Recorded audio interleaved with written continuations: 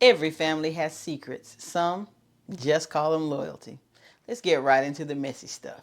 Can you understand why someone hurt you and still hold them accountable for the damage they did? Yeah, we often think that if we find compassion for our family's history, we're somehow forced to excuse the silence that broke us. We think that understanding them has to mean giving them a pass. But true healing, it requires both. It requires a soft heart for their struggle, but a hard line for your own safety. We're closing out this chapter, this conversation, by finding that balance. We're learning how to have compassion without romanticizing the truth.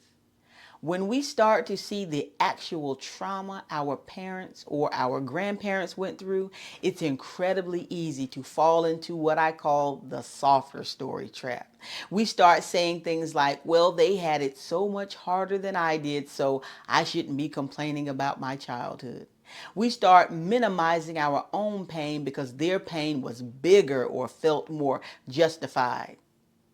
But listen, pain isn't a competition, and understanding isn't a pardon. Just because a behavior was a survival strategy for them, and we've talked about why they needed those, doesn't mean it wasn't neglect or abuse for you. You can have compassion for the fact that they were starving, while also acknowledging that they didn't feed you. You can understand they were doing their best while also naming that their best left you with deep, lasting wounds. Romanticizing the struggle just keeps the secret alive. Naming that harm, that's the only way you're ever going to heal it. Now, there is a third way to live this out. It's not total forgiveness, where you just play pretend and act like nothing happened. And it's not total bitterness, where you stay trapped in the anger forever. The third way is discernment. It's being able to look at your family and say, I see the trauma that made you silent. I feel for the child you were who had to hide. And I will not allow that silence to live in my house. I will not let your survival strategy become my grandchildren's inheritance. Discernment gives you the power to be the keeper of the history without having to be the keeper of the secret.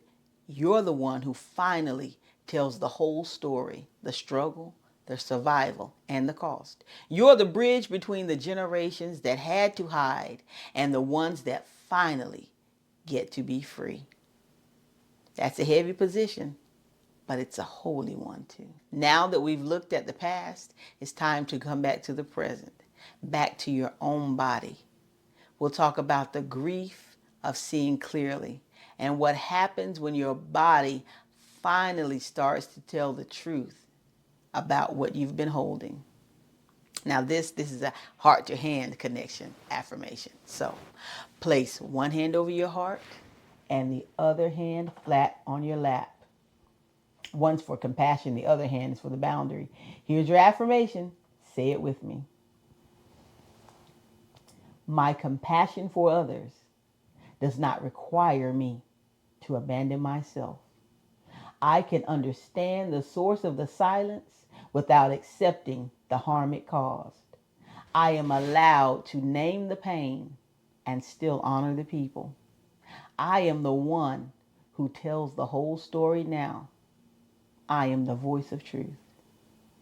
Doesn't that feel good?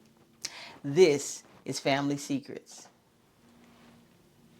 Today, you're allowed to be the one who finally clears the air. Before we go, you know what it is. I want you to sit with something.